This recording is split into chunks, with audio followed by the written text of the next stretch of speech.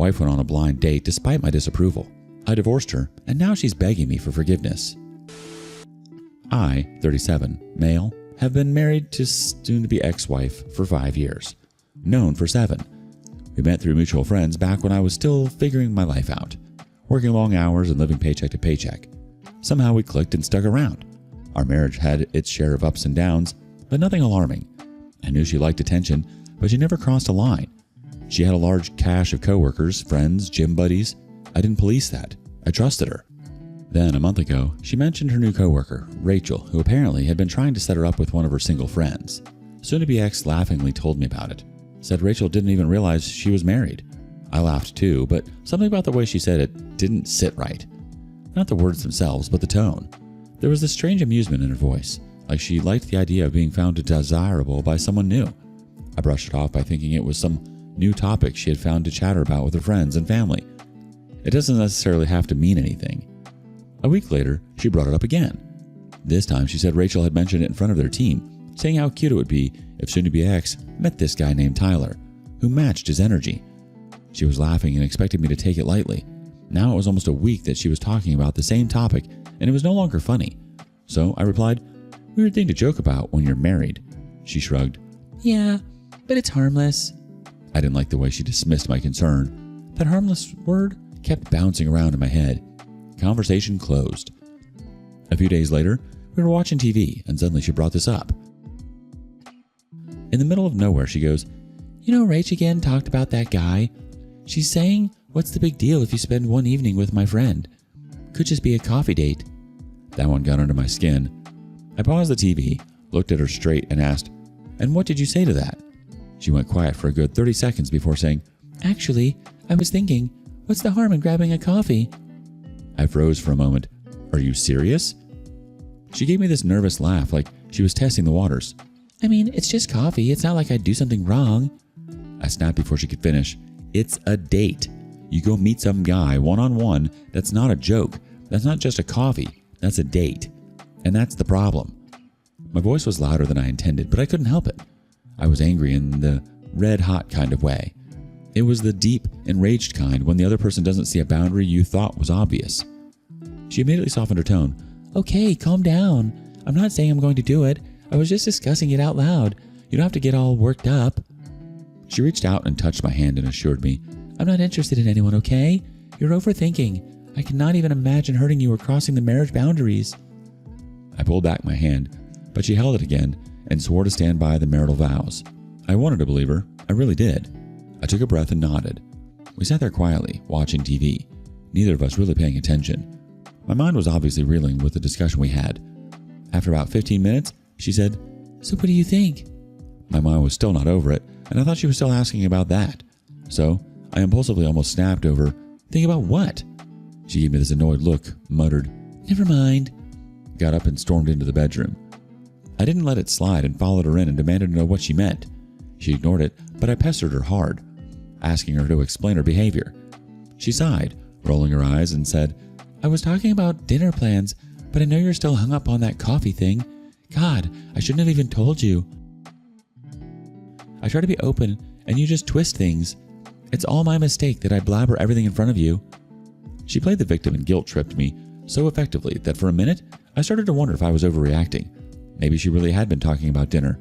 Maybe I let my own insecurities take over. She saw that hesitation in me and doubled down, said she was too transparent for her own good, that she shouldn't share every silly work thing with me if I'm just going to get angry.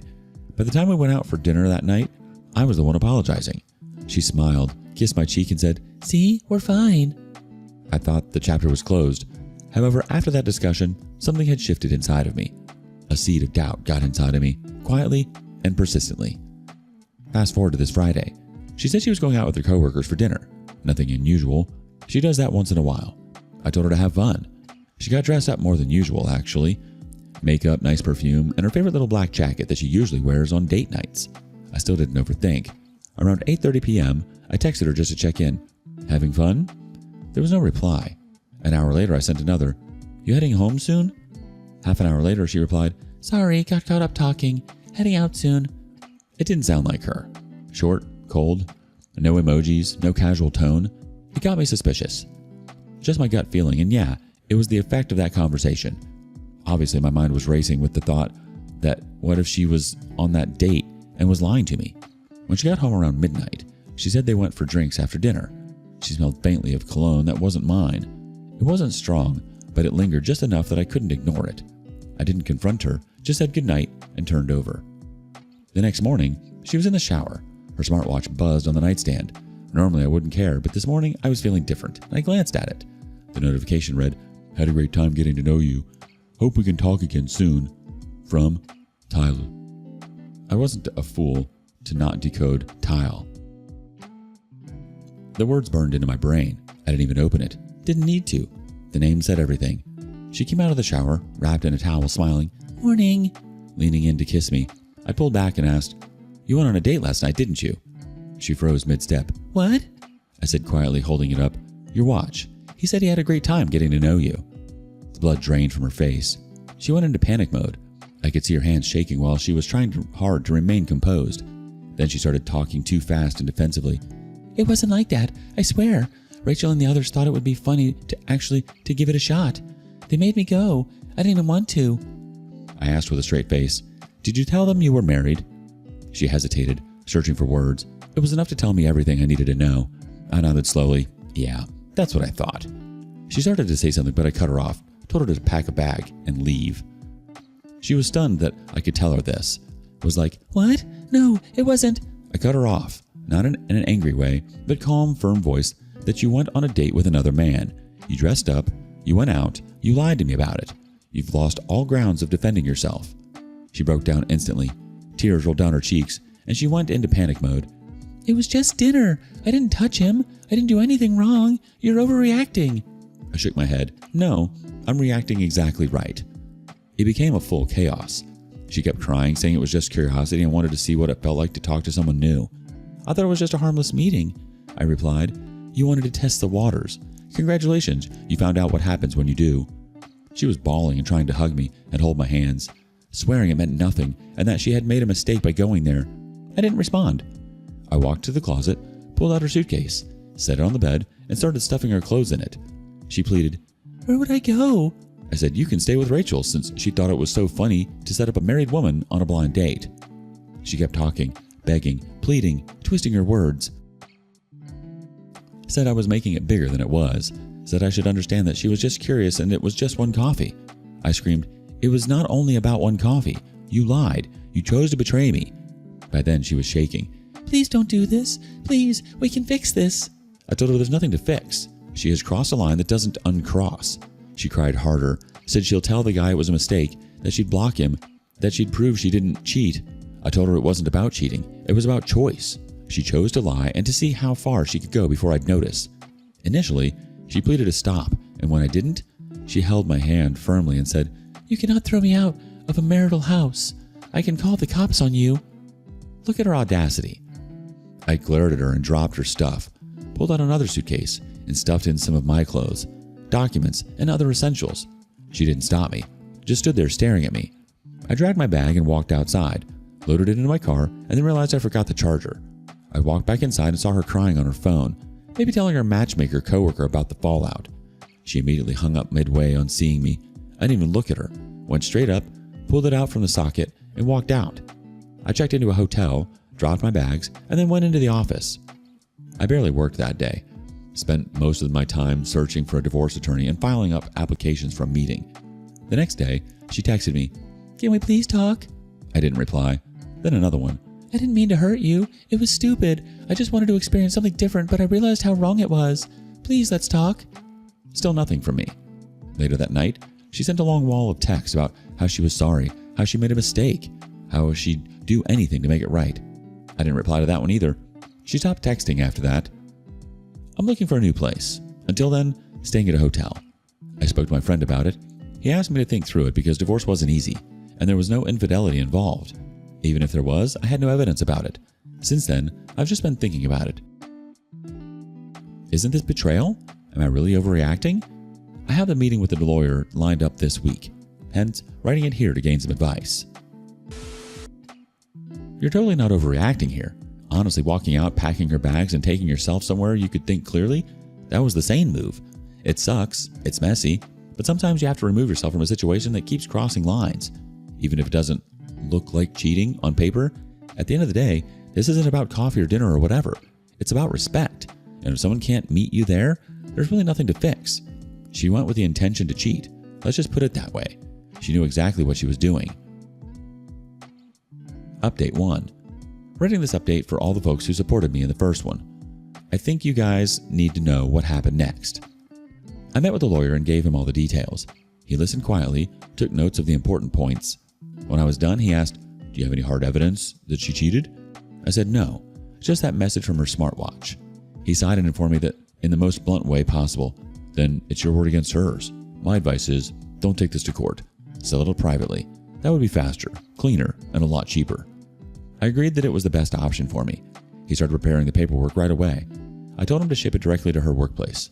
Yeah, I could have sent it home, but I wanted her to feel what it's like to face what she did in front of others. I wanted her to realize this wasn't something she could hide behind closed doors. 2 days later, she got the papers. Within an hour, my phone started blowing up with her calls, texts, and voicemails. I didn't block her because my lawyer said it's better to keep the line open for settlement. The first text, "You sent divorce papers to my office? Are you kidding me?"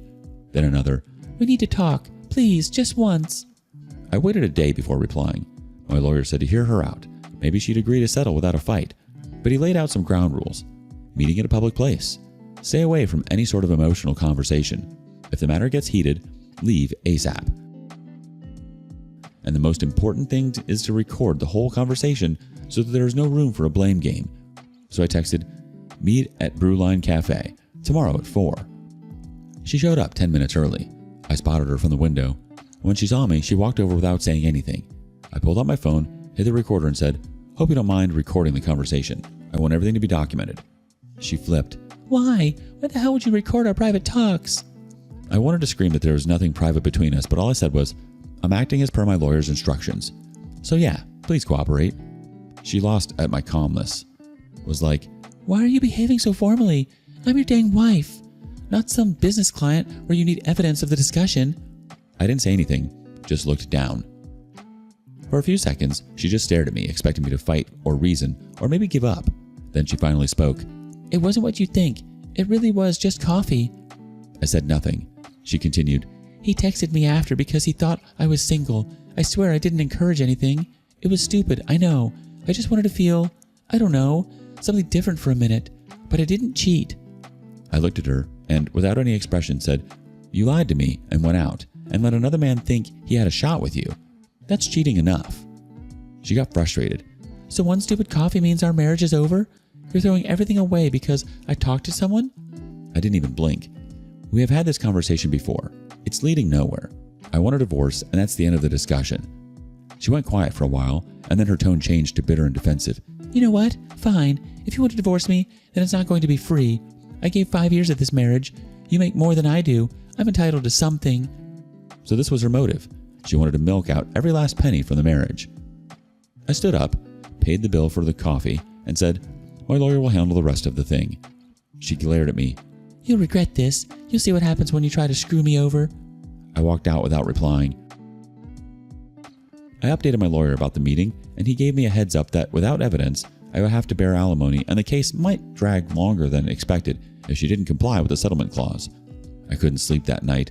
Something about how defensive she was and how quickly she shifted from "I didn't cheat" to "I deserve alimony" didn't sit right. So I decided to find the truth myself. I searched the guy's name online, found him on LinkedIn, fetched his company details, even traced him down on social media, where he regularly posts pictures of his gym sessions and morning coffee while heading to work. I figured out the approximate time he arrived at work. The next morning, around 8:30 a.m., I waited in the basement parking of his office complex. When he showed up, I walked straight to him and without wasting any time, grabbed him by the collar, pushed him against a concrete pillar and said, "How does it feel going on a date with a married woman?" He froze and then stammered, "Man, I didn't know she was married." I tightened my grip and said, "Tell me what happened that evening." He struggled to free himself and said, "Look, it was one time, okay? I'm sorry. We got carried away."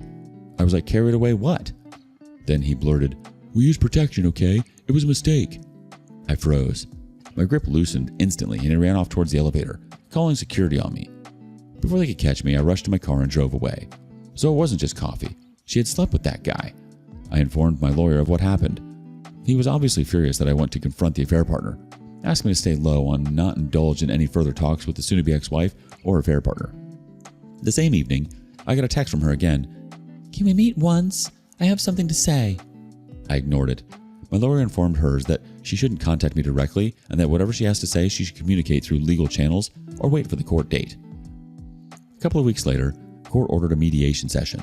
She requested a 5-minute private time before everyone joins. My lawyer nodded and I went inside. She started before I could even sit down. "I know you met Tyler." I didn't say anything. She went on, "He told me you confronted him." I swiftly said, "Yeah, and he told me you used protection." She looked down in embarrassment and then goes, "I wasn't going to lie about it anymore. While having coffee that evening, he mentioned he had a golden retriever and a pair of rescue cats. Maine Coons. I love cats, you know that. He offered to take me to meet them. I just went there to see them. We went upstairs, and the dog jumped all over me the second we walked in. The cats were curled up on my lap as we sat down. They were so sweet. We talked about random things. Then he put on a show, said something funny, and I leaned over to pet one of the cats. And somehow one thing led to another and it just happened. I realized what I'd done the second it was over. I felt sick. I left right after. I don't even remember properly how it went till there. I didn't plan it, I swear." I let out a dry laugh. "You swear about everything. Which one should I believe? First, you swore never to break our marital vows or cross the boundary. Then you swore that it was just coffee and nothing else. And now this." She started crying harder. "It wasn't planned. I meant nothing. It was stupid. I messed up. I swear it didn't mean anything." I didn't respond. She tried to reach across the table, her voice shaking. "Can we please fix this? Please don't end it like this. I'll do anything. I'll go to therapy. I'll prove I can change." I shook my head. "You already proved what you're capable of." I stood up and walked outside. The mediation session started with both of our lawyers present. The mediator asked if there was any chance of reconciliation. She glanced at me and then said, "No, I broke his trust." She wanted to sound mature and giving. The mediator looked at me and I nodded. We signed the settlement, agreeing on an equal split of joint savings. I made sure there was no alimony. She was in a guilt mode that day, and my lawyer used that to my advantage and got her to sign the agreement. The final divorce is yet to be pronounced, but with the settlement in place, my lawyer said it shouldn't be long. This is going to be my last update. I want to move on from this chapter ASAP. Thanks for supporting me through this. Just coffee? Really? That's the hill she's dying on? I mean, after everything. That's the story she thinks will save her? Sending the papers to her workplace? Pure unfiltered savage energy. That's next level. This is what consequences feel like. She had no idea it was coming. And then, confronting Tyler? Chef's kiss. Perfectly timed, perfectly executed, and the guy literally froze like a deer in the headlights before bolting. Classic. The guy thought he was just some side note in her coffee story, and suddenly he's face to face with someone who's calm, collected, and not afraid to call BS. If someone you trusted went on a just coffee date with another person, would you consider it cheating? Let us know in the comments. And thank you for joining us today on Our Space. Be sure to like and subscribe and hit that notification bell so you don't miss out on our next video. Until next time.